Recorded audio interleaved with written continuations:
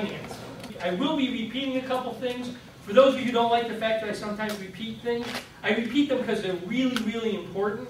Like I talked a lot about spelling things wrong last week. We're going to talk about that again today. It's really important that you know how to spell, especially at this age. So please bear with me. You can still criticize me on the evaluations if you want, but learning to write properly is a really big deal, especially in this business. Starting out, I mentioned this last week, if you're going to do your own films in college, make sure they're as good as you can be, because they're going to be your calling cards when you go out to try to find money for your films when you decide to do your first independent project. And when you do have an independent project you want to do and you're going after money from someone who can possibly help you, you're going to want to have things be the best that they can be, because you have to show them some sort of a sample of what you've done in the past on little or no money to say, this is what I'm capable of doing if you give me money if you invest in my film. So your stuff has to be good. Same things I talked about last week. You got to be able to hear it. You got to be able to see it. You can't hide behind, well, it's just an independent film, or I didn't have a light, or it was a college project. You shouldn't even be showing it to them. If it is not the absolute best that you can make it, I don't want to see it. Okay? So your stuff has to be stellar. And as I said last week, I've been to so many film festivals, and I see films done by people your age and younger that blow me away. And these are the kids who go on, they put their film on YouTube, it goes to a film festival, the next thing you know, Spielberg is calling them to give them a 3-picture deal. I mean, it happens. So, but your stuff has to be good, and you are competing against very, very bright, very determined people who are going to make their stuff the best it can be, so it has to be good.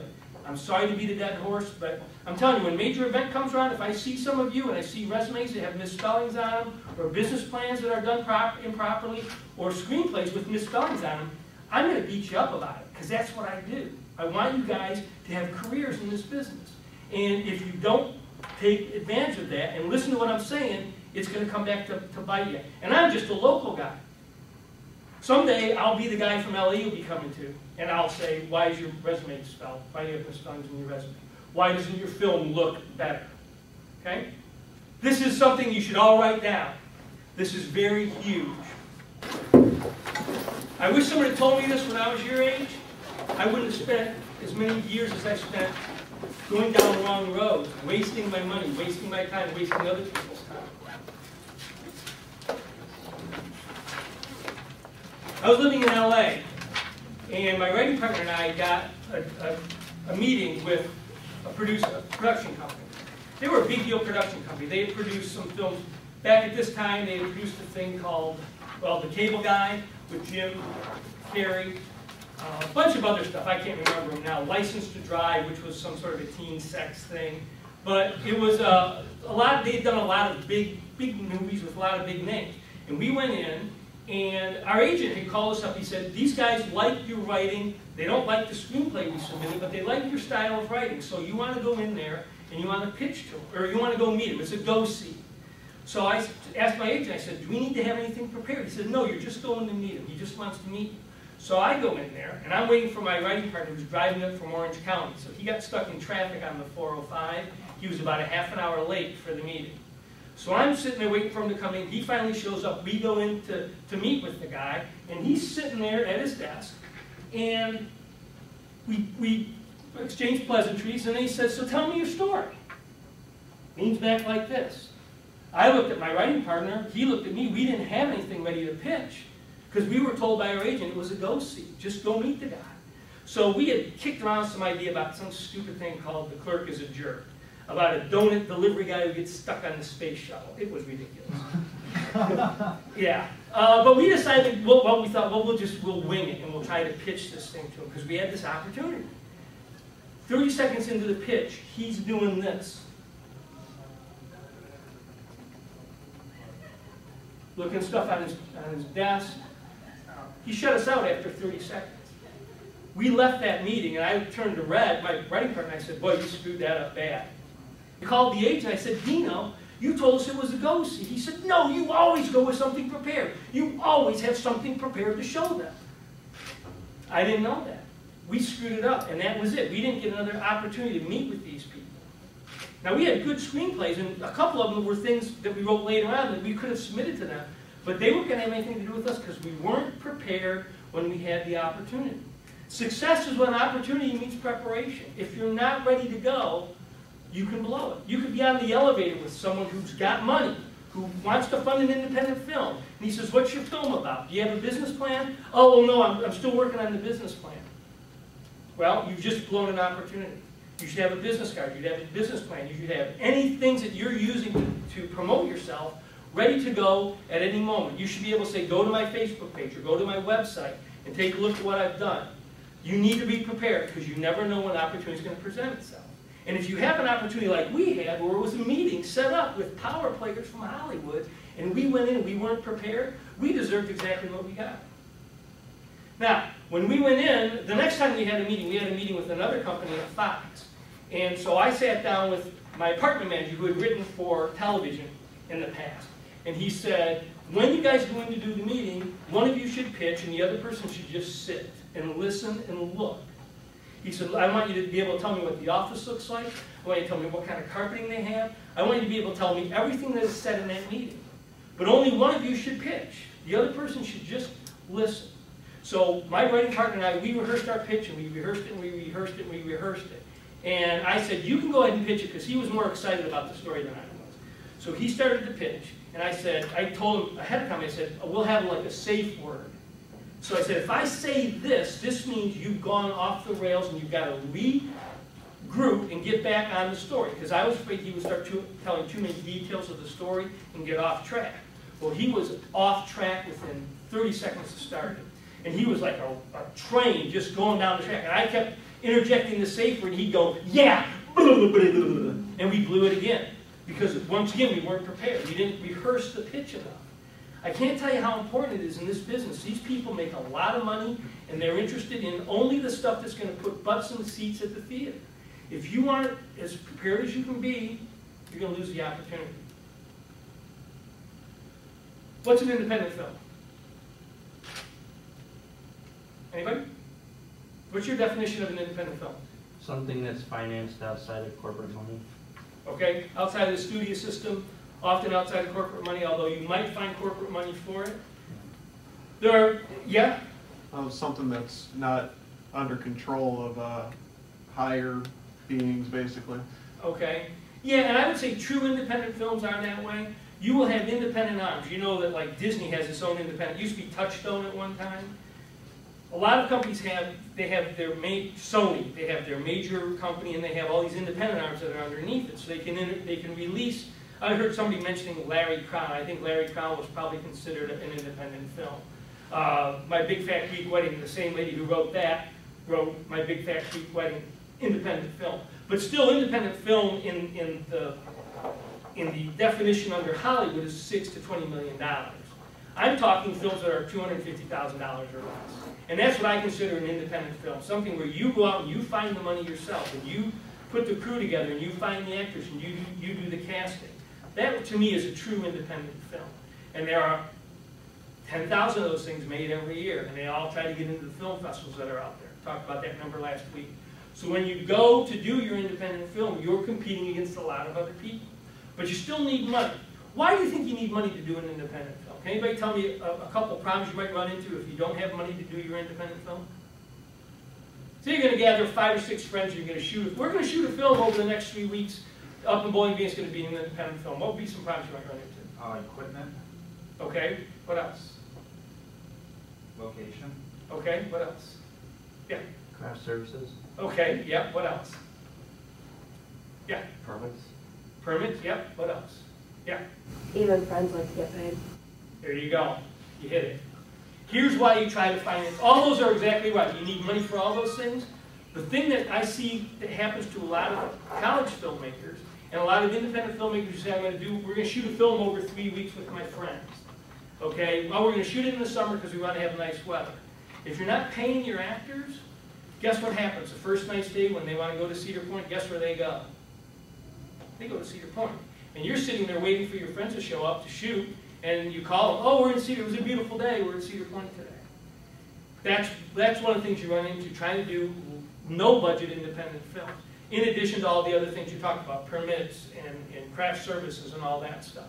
So I think that in order to do a proper independent film, one that's going to do something for you, you need to find financing. If you decide to do a small film where you're not going to pay anybody, you're just going to get together for a day or two and shoot, that's fine. You still need to make that film as good as it can be, because again, it's going to be your calling card. It's going to be the thing that you show somebody when you're trying to get financing for a bigger project. And if you're going to do that, keep it small. Keep it to a day. Keep it to 2 days so everybody shows up. When I did my film cost me $100,000 to shoot, $92,000 to shoot. So and it was a 25-day shoot. So I was roughly around somewhere between $3,500 and $4,000 a day.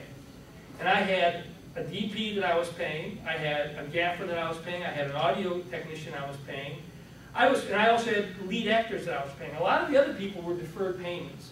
I had my makeup person decided to give me her services for the length of the run in exchange for money if the film ever sold. So I had a lot of deals like that, but I had an outlay of a lot of money. Now, if I had not paid those people, and I paid my actors, if I hadn't paid my actors and one of them decided not to show up, what does that day cost me if they're in the shots I'm going to shoot? What's it cost? Everyone else's salary. I got to pay everybody. Now I'm in an overtime situation. Yeah, they're happy to have the day off, but they're not going to say, oh, you know, one of your actors didn't show up, we'll just comp you the day. I got to pay $4,000. In fact, when my gaffer, when I hired him, he called me up beforehand. He said, I just want you to know, you're buying me for 25 days. You're paying for all 25 days.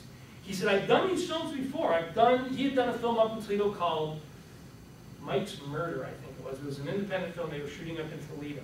He said, it collapsed after 4 days because they didn't have a script. They'd get to the set late every day and go, what do you want to shoot today? And it collapsed after 4 days. He said, I don't do projects like that anymore. You were on contract for me for 25 days for $700 a day.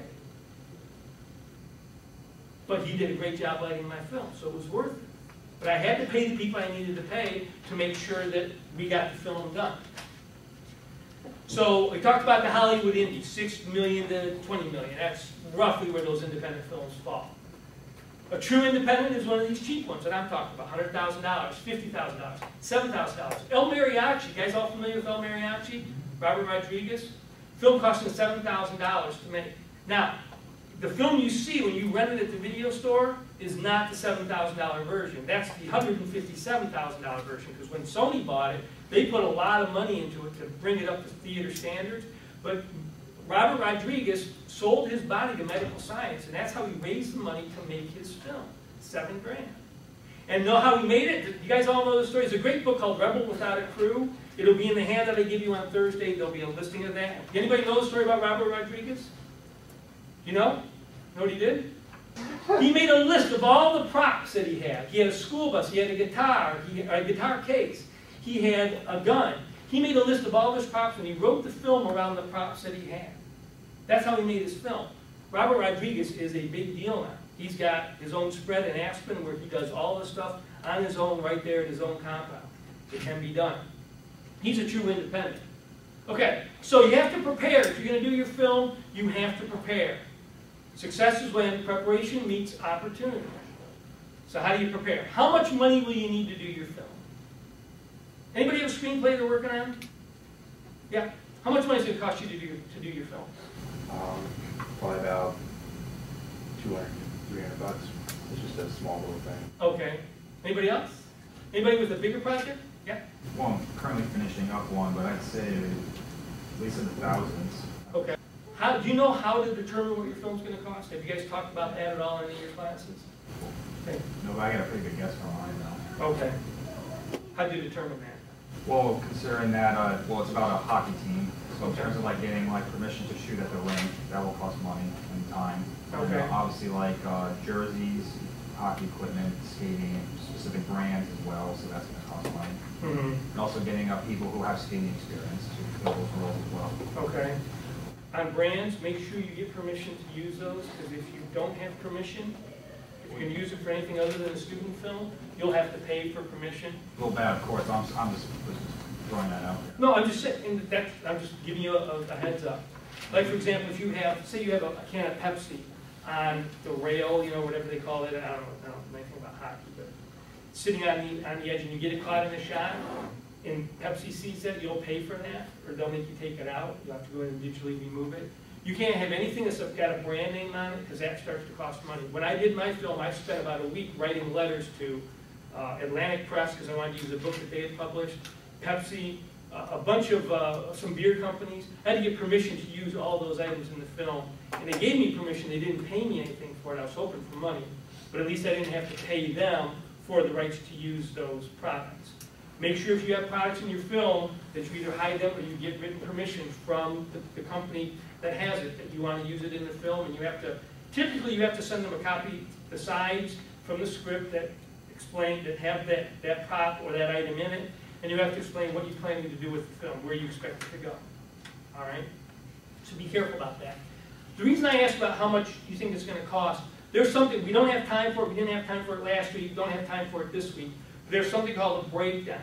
And you need to know how to do a breakdown in your film. You need to know how to break it down. How many characters, how many scenes, what do you have in each scene? If you're shooting a hockey movie and you know that you're going to have the entire team, how many people are on how many people skate on a hockey team at one time? Well, usually our overall roster is like 25, but usually the ones that suit up is around 20.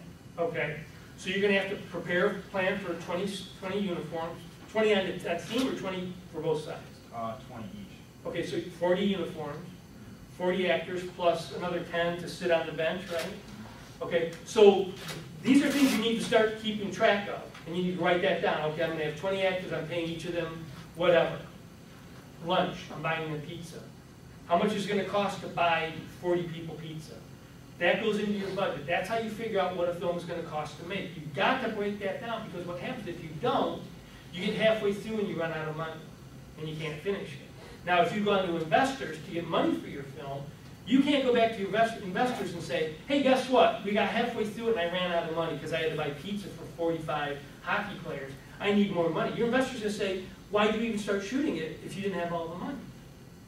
So you either have all the money or you put it on your credit cards, which I don't recommend. We'll talk about that a little more in just a little bit. So there's another couple things that you're going to get in the handout I'll give you on Thursday. There are some books about how to break down a script, how to schedule it, how to determine what it's going to cost. If you really want to be a filmmaker, you need to learn to do this. It's actually kind of a fun process because you really learn your script forward and back. Let's talk about what kind of money you're going to need. You're going to need money for your director of photography. You're going to need money for your gaffer. All know what a gaffer is? Anybody not know what a gaffer is? Okay. You need money for your sound. No, you're also going to need money for your actors and your assistant director, your production assistants. You're going to need several, in a project like you're doing, you're probably going to need a lot of production assistants. Because you need people to control traffic. You need people to run out and get something. You need people to help guys get suited up. You need a lot of people just to be gophers, to run around on the set. You're going to need someone to to control your props. You're going to need someone to take care of your wardrobe. Probably have someone do makeup. You're going to need extras. You got to pay your extras. If you want extras, if you want people in the stands, you got to pay them something or give them some sort of a reason to be there. Otherwise, nobody shows up. You got to pay for it. And if you're going to get people to do it for free, and you know absolutely they're going to show up, you got to feed them. Craft services. You guys all know, who doesn't know what craft services is? Everybody, I'll tell you what it is because maybe there's somebody who doesn't know and just want to admit it. Craft services is a table that's sitting on the set when you get there in the morning. There's some bananas, there's Oreo cookies, there's some M&Ms, there's some juice, some water, there's some Pepsi. There's something you can go and nosh on while you're waiting for something to happen because you get bored sitting on the set all day. As a filmmaker, my job is to make sure that none of you want to leave the set to go get a bag of M&Ms or a Big Mac or some potato chips. So I provide that for you, and that sits there all day. And then when lunch comes around, I cater the lunch for you. Because I don't like you leaving the set. Did we talk about this last week? If you leave the set and you have a car accident and you don't come back, yeah, it's a shame you're in the hospital or you're dead, but you also screwed up my film because you were the lead actor and now you're gone. I got to reshoot all that. So when you start a project, you want to control everything. That includes meals. When I feed people, I usually hire a dietitian to put a menu together for me. Because I don't want to give people pizza at lunchtime. Because what happens if I give people pizza at 12 o'clock? What happens at 3 o'clock? You get tired. Everybody gets sleepy. It's murder cutting through that 3 o'clock to 4:30 time period when people are getting dozy. And if I've got actors who need to be on their game and they're falling asleep, that doesn't work for me. So I make sure that my dietitian prepares a menu where no one gets sleepy. I don't give them lots of sugar. I give them a couple M&Ms, maybe some Oreo cookies. There's not a lot of sugary sweet stuff on my craft services table. And I don't give them sugary sweet stuff when I serve them their lunch. Now, if we go into 10 hours, I got to serve them dinner too. And that's just, I don't have to. But if I want people to come back the next day, I want them to do the best, I got to take care of them while they're on the set. Got to have media. I'm going to need to contact the local media. Hey, I'm shooting a film. Can you send somebody out for a day of shooting an interview? You want press for your project. It doesn't cost you money, but it costs you time. Time at the end of the day. Time when you, at the end of the day of shooting, to spend on the computer, spend on the phone, contacting people. You're going to need money for editing. You're going to need money for audio sweetening. You're going to need copies of your film to hand out. You're going to need stuff for screens. You're going to need to make arrangements for screenings. Most theaters will not allow you to screen your film for free in their theater. You're going to have to pay for time to screen your movie in that theater. How do you get people to come to your screening? You got to have a press kit. Press kits cost a lot of money. Not only in the time it takes to put them together, but in actual materials. You're going to need one-sheets. You're going to need posters. You're going to need business cards. You're going to need postcards. When I did my film, I had a press kit that I put together. This press kit cost me about $5 every time I put it together. It's got a couple one-sheets in it. And usually on the back of the one sheet, these are blank, but I'll put down the screening time, the screening date, all that stuff if I'm screening a particular film. These go to local places where people can pick it up. This is after the film is done. But you have to factor all this into your budget before you even start. So you got to be thinking about all of this stuff before you ever start your film. So my press kit. It takes time to put this together. And you know what I do when I get it all put together? Can anybody guess what I do with this once I get it all typed out and ready to go? Take a while. Send it to TV and radio stations? I read it to make sure there aren't any misspellings in it. I'm telling you, this is important. Yeah? What is sweetening? What do you mean when you put down sweetening? Sweetening is taking the audio track and... Oh, the audio suite, okay. Yeah. Mm-hmm. And I didn't do this with my film. Somebody came up to me after seeing my film. She was a producer and a distribution agent in LA. And she came up to me afterward and she said, boy, I loved your film. She said, one of the things I wanted to, and she was a foreign sales agent. She said, I could sell it in the foreign market if you could sell it in the domestic market. She said, it's really hard to take a film like this, which didn't have any, she said, what you need, your film doesn't have car chases, naked women, or gun battles. If you had any of those three things, I could sell this film in the foreign market. But because it's a small character study film, I can't sell it over there unless it's successful over here. But she said, one thing that your film needs is you need to fill in the audio. It feels like there's not a lot going on. So she said, like when you're shooting a scene in the office, there should be phones ringing. You should hear people talking in the background. Something to fill it in. That's what sound designers do. They make it sound like it's actually happening in a location. There's a scene in the film that takes place in a bar, in a restaurant. And when you watch the scene, there's noise going on everywhere. It sounds like a very busy restaurant. We shot it when the restaurant was empty. There was no sound. None at all. I went back 3 weeks after we wrapped with my sound engineer. And he took his microphone in and he just walked through the restaurant and grabbed sound. And I was able to put all that sound into that scene and it makes it real. It makes it feel like it's actually happening. And those are the little tricks that make your film work. Because if you don't have that, what happens is people watch and they go, yeah, it was all right. Something was missing. No one's ever going to say, there wasn't enough ambient sound in there. They didn't sweeten it properly. But they're going to know that something is wrong. So that's why you've got to pay attention to all these little things. Swag. You guys all know what swag is? If you're going to take your film to a film festival, you got to have swag. You got to have a hat with the title of your film on it. You got to have sweatshirts.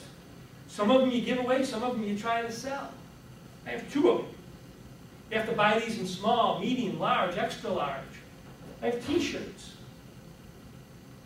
You gotta have stuff to give away, to get people to come to your movie. This all costs money. This all needs to be in your budget before you ever run 1 inch of tape through the camera. Because this all costs money. And if you don't factor it, you end up paying for it for yourself on the back end. Maybe you need a publicist. Maybe you need someone to help you do all this stuff. Get the word out.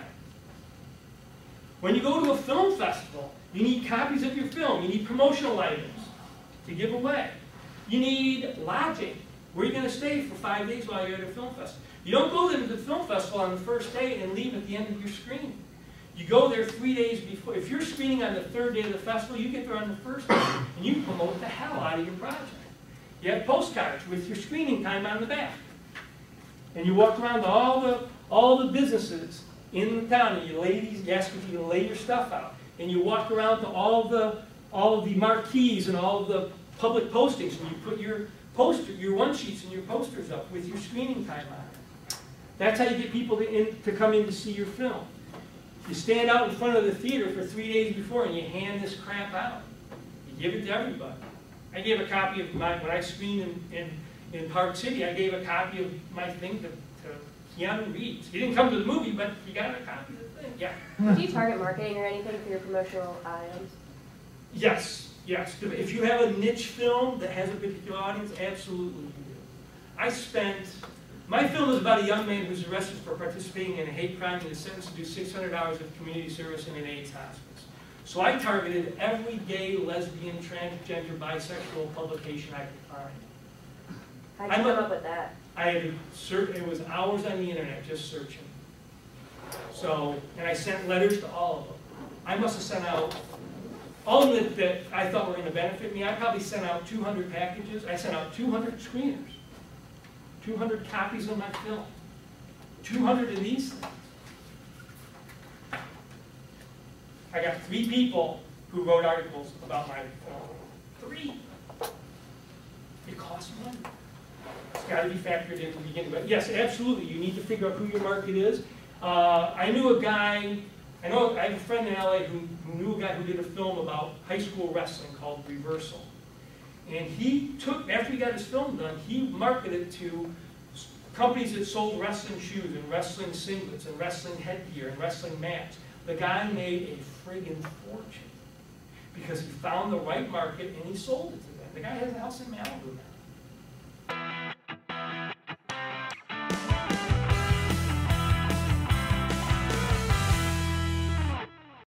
But that's all the stuff you have to do, and you have to have money for it. The problem that I had is I didn't have enough money. Let me finish up here, and I'll go back to why you need enough money. So postcards, lodging, you need to get to the film festival. It costs a lot of money to fly there and back. And if you're going to take people with you, you probably have to pay for their airfare. If you're asking them to give up a week to go to a film festival. You have ground transportation. You got to rent a car. You need to have a car. You can't take the bus. You got to be able to get around. You got to be able to network, go to parties.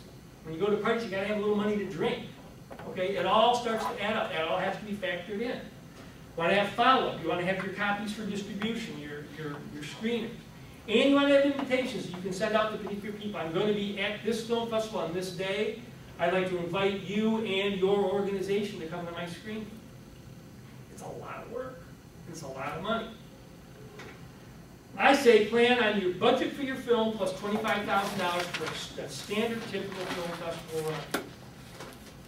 Now once you get your budget and you figure out what your promotion is going to be, I would add 25%.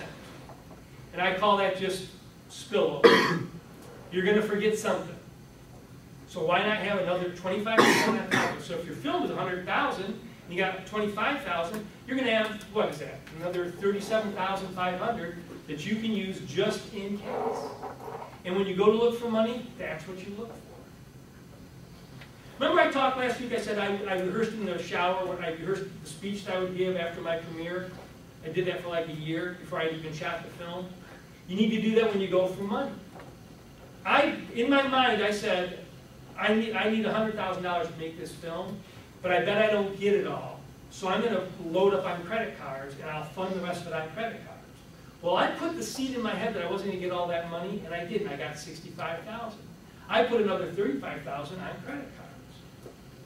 Don't do it. It is awful.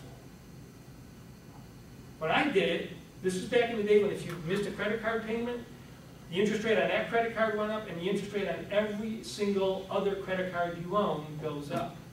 I started at 19% on my credit cards. Anybody take a wild guess of what my percentage rate was when I finally filed bankruptcy? Take a guess, wild guess. 35%. 35%. 35%. My monthly payments didn't cover the interest rates on my credit card, interest charges on my credit cards. Don't do it. Everybody does it. Robert Townsend did it with Hollywood Shuffle. It's a stupid way to finance a film.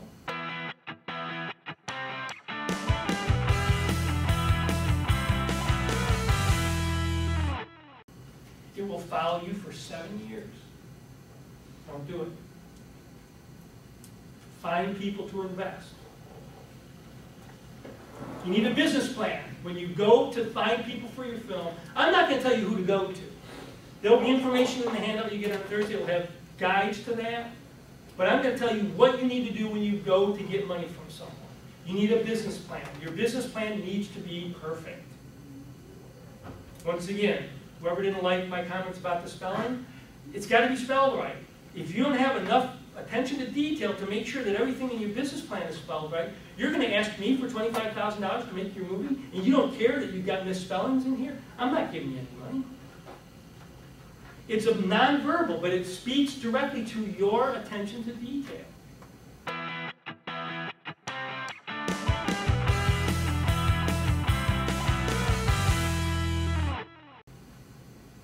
When you go to get money, I say start out with friends and family first. That's the best way to go.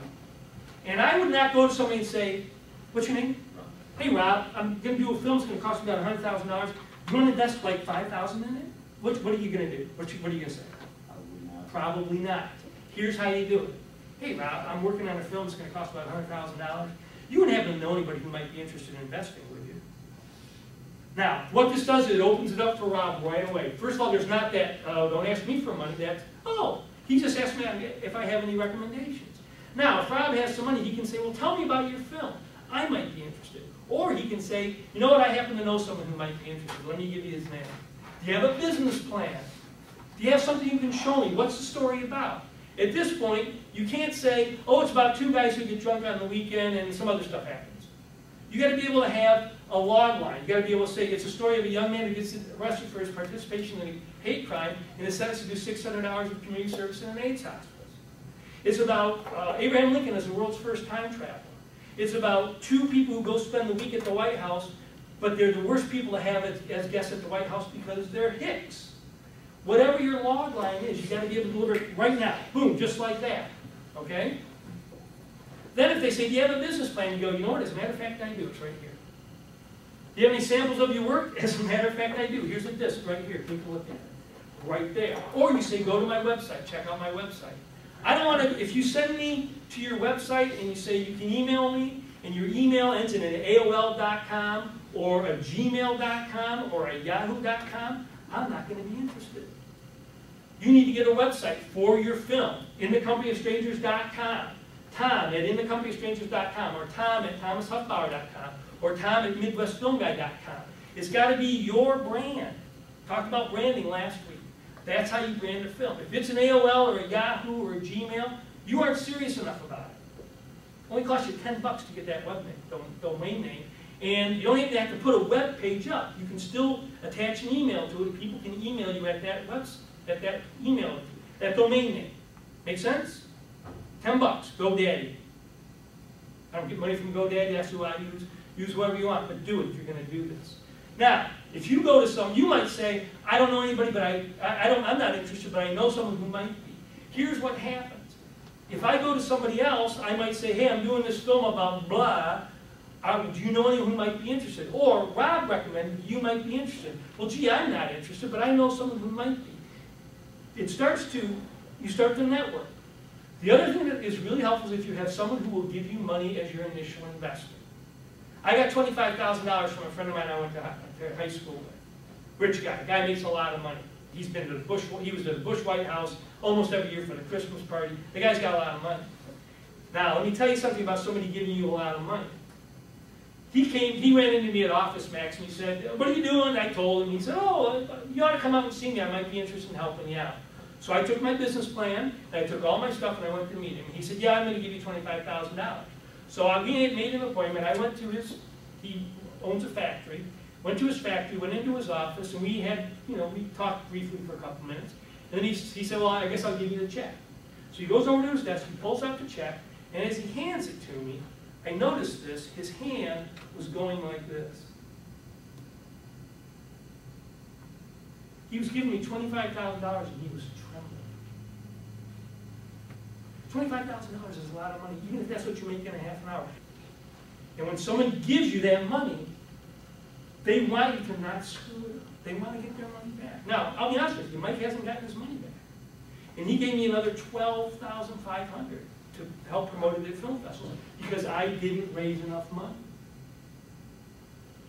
He reminds me of it every time I see him. No, you still owe me at $37,500 for that film. Imagine walking around with that yoke around your neck for 10 years. But when I talked to him about it, he says, "I wasn't investing in your film, I was investing in you as a filmmaker." When you invest in someone as a filmmaker, you're investing in all those little things I keep talking about that don't seem important, that are very important. When someone gives you money, it's a lot easier to get money from somebody else. "Hey, Rob, are you interested in investing in my film?" "Well, I don't know. Has anybody else invested?" "Well, yeah, I got $25,000 from a factory, a business owner in Northwood, Ohio." "Oh, well, if he's in for 25, I'm in for 5. And that's how that happens. So that's a good first place to start if you're talking about a large budget, low budget independent film. I'm talking $100,000 to $250,000. Crowdsourcing. You guys are all familiar with crowdsourcing? Anybody not know what crowdsourcing is? Kickstarter, there are sites you can go to on the internet. You have to do all the same things I'm talking about. You have to have your business plan. You have to have maybe samples of your work. You have to have an explanation of what your project is. And you send it into Kickstarter and they will evaluate it. And you say, "I need $60,000 to make this film." If they agree with you that it's a worthwhile film for them to help find funding for, they will put it out on their site. And it'll say, "You can invest in this film." And they're not investments, they're donations. It's not like you have to pay the money back. But you would say, "Okay, for $10,000, you get a ticket to the premiere. We'll fly you out to the premiere. For $5,000, we'll give you an executive producer credit. For $2,000, we'll give you a producer credit and we'll give you a copy of the DVD."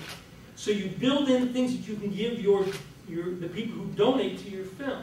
Now the problem is with Kickstarter, you have a limit. You can say, I need $65,000 to get this film, and they'll give you a month or whatever to raise the money.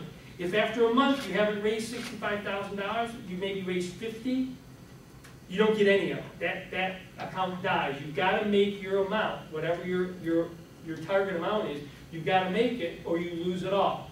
And basically what happens is I take my credit card. If I see that you're doing a project that looks interesting to me, I do a credit card thing with $50.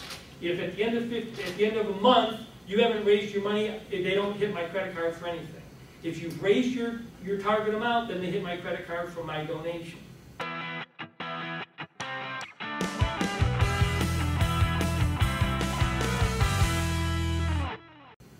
Now, if you get investors, either through Kickstarter or through friends, acquaintances, you've got to keep them apprised of what's going on with their money. I didn't do this either. I made a lot of mistakes when I made my film. I should have been sending them a newsletter weekly. I should have had a blog on my website. Didn't have it on there. That's what you need. You need to let people know, here's what's happening with your money. If you never pay them back, as long as they know where that money's, that you're trying, they're okay with it, most people. If they're not okay with it, they shouldn't have given you money in the first place. You have a question? It sounds a lot like the way the non-business or non-profit businesses are run. Very similar. You don't need all the 501c, you don't need all that paperwork typically, but yeah, it's very similar to that. And mostly you just do because you want to let people know that they're comfortable with they can be comfortable with you spending their money. The other thing, this is a great thing to do, if you get people to invest in your film, invite them to the set. You can come by the set anytime you want. Just give me a call, give me a day's notice. They will come one time, they'll stay 20 minutes, and they'll leave. because it is boring as hell to watch a film being made. I had a couple investors come to see us one night shooting at Ralphie's in Perrysburg from 11 o'clock at night to 7 o'clock in the morning. And oh, they were real excited. They came in and they sat there and they watched the lighting guy set up lights for an hour. And they finally came in and said, you know, we're going to go. I said, well, you come back anytime, man, we're good. It's boring. Unless you're actually shooting something, it's very boring. But open it up to them. They'll come once, and typically they won't come again. When you get money, as I say, sometimes you'll ask somebody, they'll say, I don't know someone, I'm not interested, but I know someone who is. Run those out until you run out of gas with them. I went to a guy, I was recommended by an investor who invested $2,000 to go talk to another guy. This guy was gay, he was running for city council. He said, I would normally do this, but I'm trying to fund my city council run. But why don't you go talk to this guy? Gave me another guy's name. I went and talked to him. He said, you know, I'm not interested, but go talk to this guy. The fourth guy was an 18-year AIDS survivor. He gave me $5,000. He sent me to somebody else who gave me $10,000. You never know where money's going to lead. So always ask. Now the other thing is, one guy, yes? I was going to say, we're just talking about money here. What about, you know, maybe people will, if they can't afford to give like $5,000, maybe they'll, you know, give food for the crafts table, or, you know, maybe if you need to build a set or something, you know, donate some lumber or something. That's another way to go, and sometimes people do that. That ends up being a lot of hassle on your end, because now I got to make sure that I'm there in time for the delivery, and I've got to go when he's building the set. But if that's one way that they want to contribute, absolutely take advantage of it. Just want to control all of that. And even something like food. I'll bring pizzas to the set. No, we don't need pizzas. If you want to contribute food, here's a restaurant I recommend you go to, and here are our menu options. Control everything. But that's a good idea. Get in-kind donations if you can. Yes?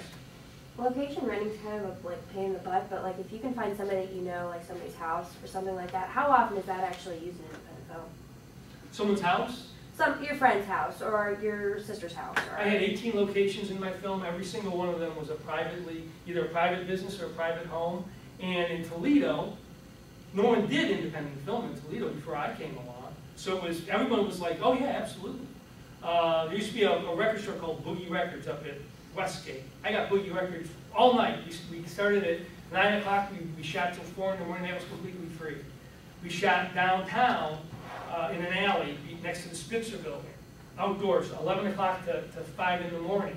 I called the police. I said, can I get that alley blocked off? It was going to be a Friday night. There were people coming from, they used to have to do a thing down by the river, party in the park. I thought, they're going to be drunk people walking by here all night, interrupting our shooting. So is it possible for me to get some sort of, you know, like some security? They said, well, what do you want to do? We don't know how to, we don't know how to barricade the streets for a film, but we'll figure it out. Well, you barricade them the same as you barricade them for a parade. But they barricaded the streets for me. I hired 2 cops at $50 an hour, and another cop came in a car, and he sat by and watched the filming all night. And at one point I said, boy, I'd really like to use that police car in this shot. Would you mind driving in the shot for us? Absolutely. He drove it in. He turned the siren on, turned it off. It was great. Not a penny to the police department. They even did the barricades for me for free. Now, the one cop did have a rat run over his foot, and he came up. He was down in the alley. He comes walking up. He's white as a ghost. Oh, those rats down there are you. But it was a lot of fun. Every location we had was donated. We used a house for 2 days. The only thing is, when you go into a place like this, you want to make sure that you leave it better than it was when we got there. If you go in there and you screw something up, you got to pay for it, or your name's going to be mud.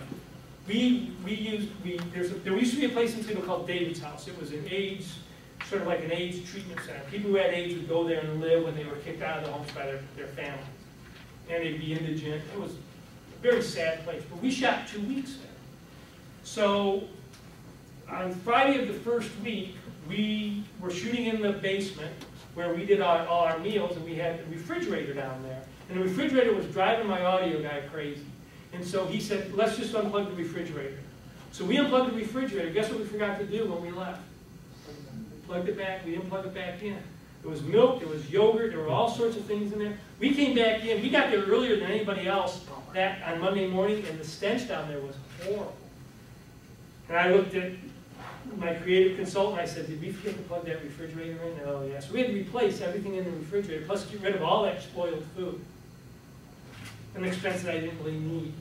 But, oh yeah, so you take really good care of people, but most people will, if they know it's an independent film, and they're going to get a credit at the end, and everybody who donated to the film got a credit, a lot of them are willing to do it. Now, if you go to LA or New York, Chicago, you're going to pay massive amounts of money to rent locations.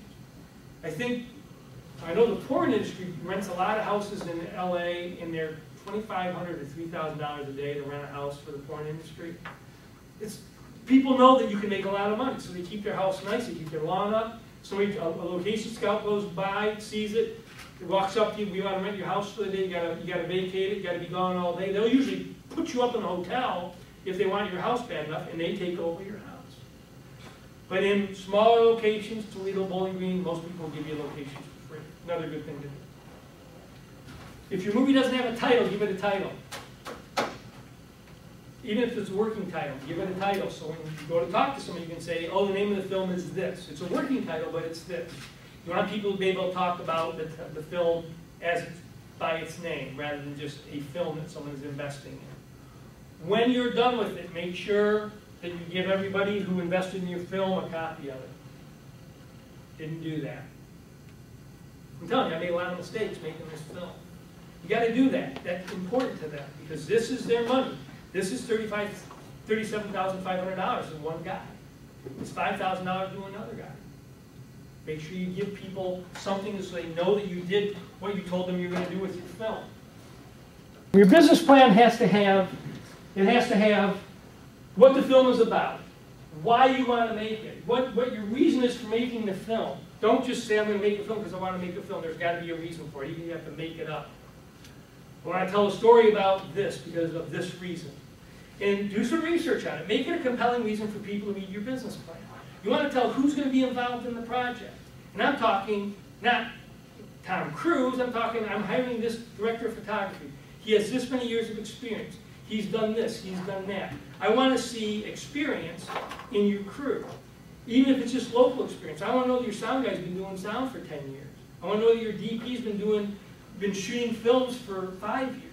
Not, he shot my college film. If that's who your DP is and that's what he shot, put it in there, but make it sound good. Don't lie, but make it sound good. You need to put in there that where you expect the film to go. How do you expect to distribute the film when it's done? Film festivals first. I'm going to try to go to the film festivals. I'm going to take it here. I'm going to take it there. If you know anybody in the business, you want to say, I have a direct connection to so-and-so, and I'm sure that I can get this film to him. They don't all need to be winners. None of them need to be winners, but there has to be a plan for how you're going to get your film out there into the world. You also need to have a timetable. We're going to start shooting on this date. We're going to finish on this date. Another thing you have to have in your business plan that everybody forgets is a page of disclosure. And basically it says, and you'll get a book that has this written out. You just have to copy this from the book. It basically says, and I'm going to paraphrase, filmmaking is a risky business, and very seldom do projects make any money. So do not invest any money in this project unless you can afford to lose your entire investment. Don't go to someone who's struggling to make it by month to month and ask them for $1,000, because they're probably not going to get it back. Only people who can afford to invest should invest. You can also look for things like angel investors. Anybody familiar with angel investors? Okay, for those of you who aren't familiar with angel investors, they're people like my friend Mike, who invested all that money. There are also companies that will do investment in things that are as risky as film. So you can do a search on the internet for them. I found a place in Florida called Angel Investors, and I sent them a business plan for the documentary I'm working on. Didn't hear back from them. It's a crapshoot like everything else, but you go to those people and hopefully they'll say, hey, this sounds like a great idea. Anybody know who Mark Cuban is? Mark Cuban is the owner of the Dallas Mavericks. He also has an independent venture called HDTV. Mark Cuban was on Piers Morgan one night, and Piers said, I understand that you make your email available to people if they have a good idea. He said, absolutely. Send me an email. If you have a great idea for something you think is going to make some money, send it to me in 2 or 3 paragraphs. Tell me why I should be interested in it. You never know. Send it it to him. He might say, this sounds like a great idea, it's going to make a lot of money. You never know. The only people who are never going to invest are the people you don't contact, so you have to ask everybody. Funding your film is the worst thing you can do because you are begging people for money. But you need to ask everybody. I worked with a guy, I did a festival with a guy.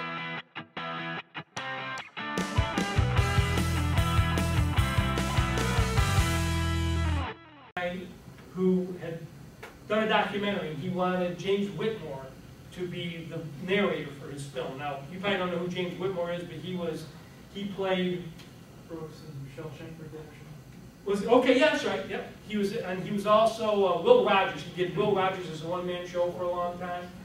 Great actor. Difficult guy to get a hold of. This guy would run into. He wanted him to narrate his film. And so he would go up to people. He'd say, "Do you know James Whitmore?" "No, I don't."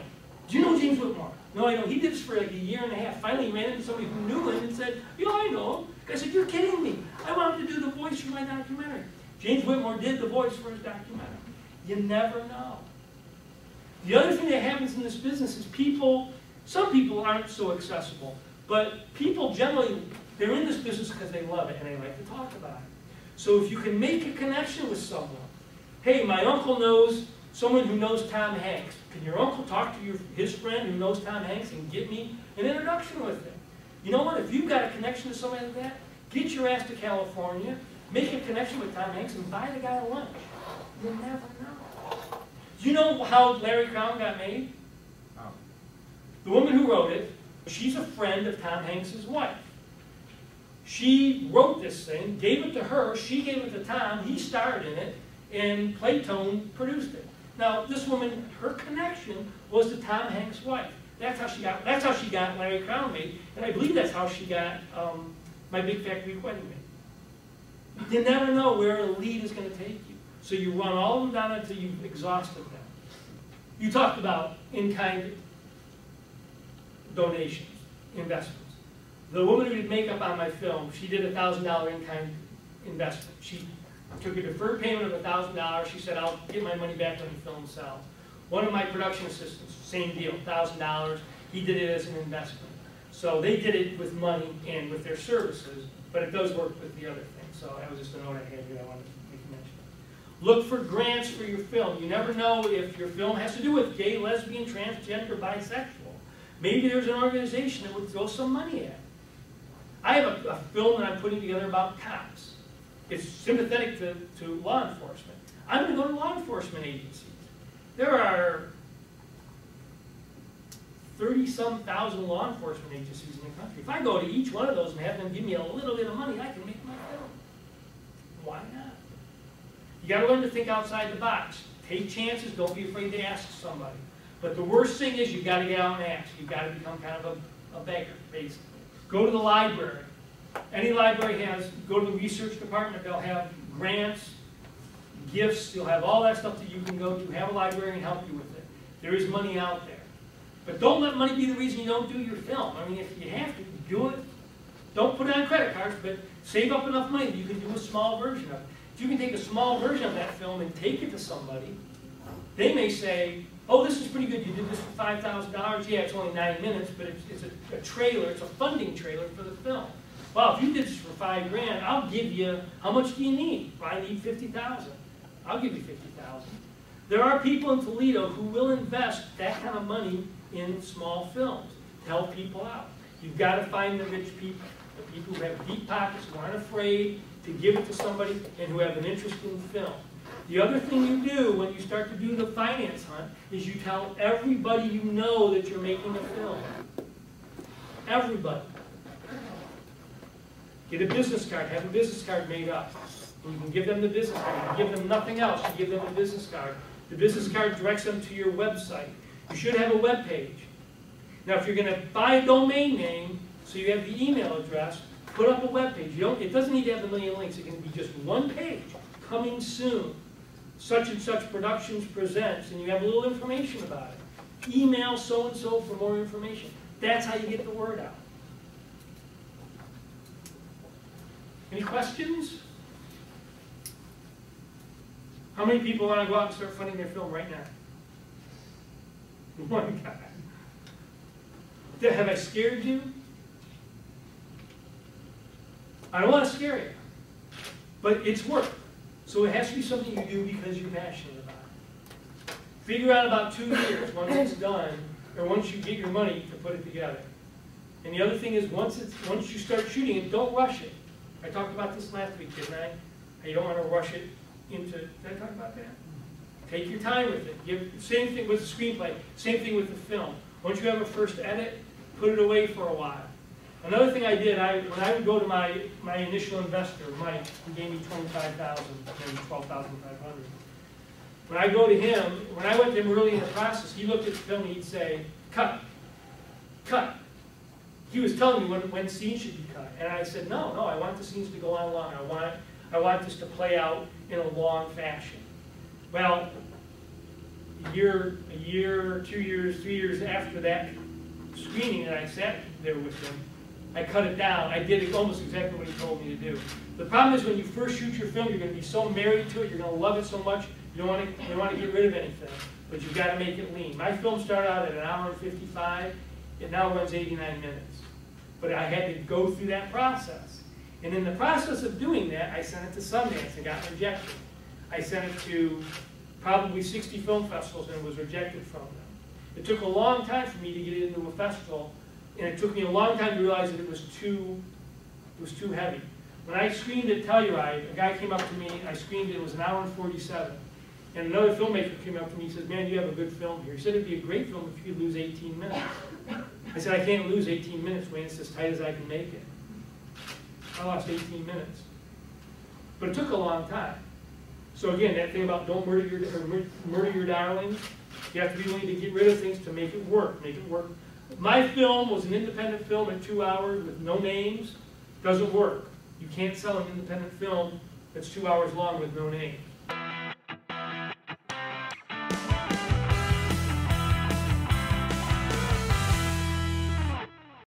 If you got a name in it, you can sell it. Let's talk real quickly about that, attaching somebody to your project. If you've got a project, you've got a little bit of money, and you're going to do it, I would recommend finding a little bit more money and going after a name. Doesn't matter who. You're not going to get Cruise, probably. You're not going to get Hanks. You're probably not going to get Clooney, unless you know Clooney, in which case you and I should have lunch. You might get Jim Parsons from The Big Bang Theory. Find someone who's a TV star, who's got a hiatus. They have 6 or 7 months off when they're not doing anything, looking to do other projects. You send them a script. If they spark to the script, they might come in and do it for scale. They might come in and do it. They might spend a week on your project for $5 grand. I'll tell you what, you get Jim Parsons in your film, you're going to get it screened at Sundance, more than likely. Because he's got people he can recommend it to who are going to see it, and you've got a star in your film. So figure out if you know someone, you can get someone interested in your project. If you find out that someone let's say you're doing a film about high school bullying, and you've discovered that there's a celebrity who is really big on this whole high school bullying thing, send them a query letter. Hey, I'm doing a film. Would love your participation in whatever way possible. Would you be willing to take a look at the screenplay? Chances are they'll say yes, because it's what they believe in. So you get it to them, they read it, they go, you know what, I'd love to be in this thing. I screened my film in Los Angeles, and are you guys familiar with a TV show from my generation called The Wonder Years? Okay, the guy who played the dad on The Wonder Years, Dad Lauria. He came to my screening with a woman he was dating who used to live in my apartment building in Los Angeles. And he stood in a line that took 45 minutes to get through to come up to me. And he came up to me and he said, wow, I really liked your film. I would have loved to have played the dad in your film. Wow. I wish I'd known that before I shot the damn thing. You never know. So you find someone who's got an affinity for what your subject is, and you contact them. The worst they can say is no. The worst you can do is not do anything at all and blow the opportunity. And they will help you get it seen. One other thing, when you get your film done, or when you're raising money for your film, do never tell anyone either A, it's going to be the next Blair Witch, because it probably won't be, or now what is it, Paranormal Activity, that's the hot one now? Yeah. This is going to be like Paranormal Activity. You're lying to them. Paranormal Activity, Blair Witch, those were anomalies. That doesn't happen in the business. They got lucky. The Blair Witch guys got lucky, got a 3-picture deal, and blew it, I think, on their second picture. Where are they now? I don't know where they are. But they didn't have the career that they should have had. Those are anomalies. They just, for whatever reason, they blow up. But if you tell somebody that's what's going to happen, when it doesn't happen, they come back to you and they say, I gave you $10,000, and you told me this is going to be the next Paranormal Activity, and it's sitting in your closet. What happened? You'll piss people off. The other thing is, do not tell anybody your film will screen at Sundance. I see people all the time, they put up a posting on the internet, shooting a film this summer, we'll be screening at Sundance. No, it won't. Unless you know the guy who programs Sundance, your film ain't going to screen at Sundance. Unless you're really, really lucky. So don't lie to people about what's going to happen with the film. It'll come back to bite you in the butt. You can say, we will be submitting it to Sundance, but don't say it's going to screen there. Sundance gets 10,000, what is it? No, not 10,000. They get 900, well, the year that Twist of Faith went, they had 900 submissions for 250 slots.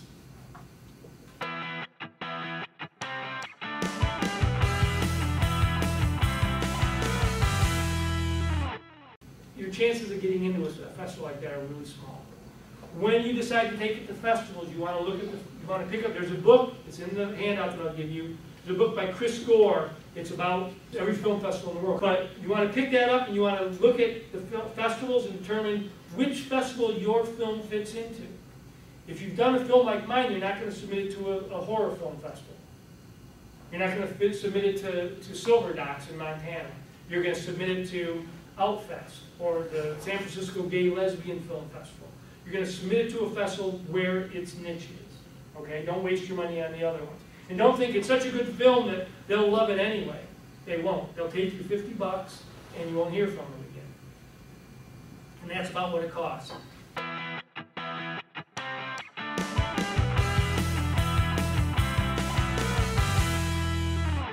If you invite a film festival for $25, $30, you're doing good. Usually they start around 50 and they go up to maybe 150 when you get down to the deadline. So if you're going to do that with film festivals, put them on your watch list. Try to get your festival entry in when it's still $25, because when you get closer to the deadline, it's a lot of dough. Plan to spend a lot of money on it. But don't be afraid of it. If this is what you want to do, you need to do it. All right? I don't want to scare anybody. I just want you to know what the reality is. Let me tell you, I have a bankruptcy that I got from doing my film. It wasn't fun. 2005, $150,000 bankruptcy. Not proud of it. I don't tell you that because I'm proud of it. I'm just telling you because that's a reality. And I would do it again. I would do it again tomorrow. Because it is, if you are passionate about it and this is what you do, this is what you have to do. And it is a lot of fun. It's the best time. When I was working on my film, we shot 25 days. I got up every morning at 5 o'clock. My production assistant would pick me up and drive me to the set. Not because I needed to be driven to the set, but it was because, you know what, you can only put so many cars in a parking lot. The fewer cars there are, the better it is for the people who work at Dayton. So you would drive me to the set every day. I would work on stuff on the way there. I'd work on the script, I'd work on the shot list, whatever. I'd get home after maybe an 8-hour day or a 10-hour day or a 12-hour day. I'd do my business, I'd do my life. I'd answer phone calls, I'd answer emails, I'd wash my dishes. Didn't do laundry for 30 days, but I'd do everything else. I think I bought lots of underwear, so I didn't have to do it. But, so then I'd get to bed about midnight, I'd wake up about 4 or 5 in the morning. I was averaging about 5 hours of sleep a night for 25 days, and there was not one single day during that whole process where I got up and said, ah, shit, I gotta go to the set again. Every day I got up and thought, I can't wait to get there to see what's gonna happen today. If it isn't in your blood, find something else to do. An insurance agent, work at McDonald's, manage a Burger King. Find something else to do. But if it's in your blood, if you have to do it, if you can't not do it, then you need to do it. Just be aware that these are the things you're going to run into. And the smarter you are at the beginning, the more success you're going to have at the end. The other thing is you may finish a film and it may not do anything. But you will have learned a ton about the process. Take all of that and put it into your next film. And then take what you learn in that film and put it into your next film. And get it out to everybody. I'm in the process, this film's 10 years old. I'm not done with it. I am now in the process of sending it to everybody I can think of. Spielberg's gonna get a copy of it. Hanks is gonna get a copy of it. Send it to Clooney. You never know. If all that happens, I get 700 of these damn things in my closet at home. Okay, didn't sell them off the internet, but if I can get somebody to look at it and say, wow, let's bring this guy in, he did a nice job with this. Nothing's gonna happen with this, this is done. But if I get someone to say, we'd like to hire you to direct our next film, or we'd like to hire you to produce our next film, or write our next film, it's done its job. So don't look at making a film as the end all. It is a step in the process.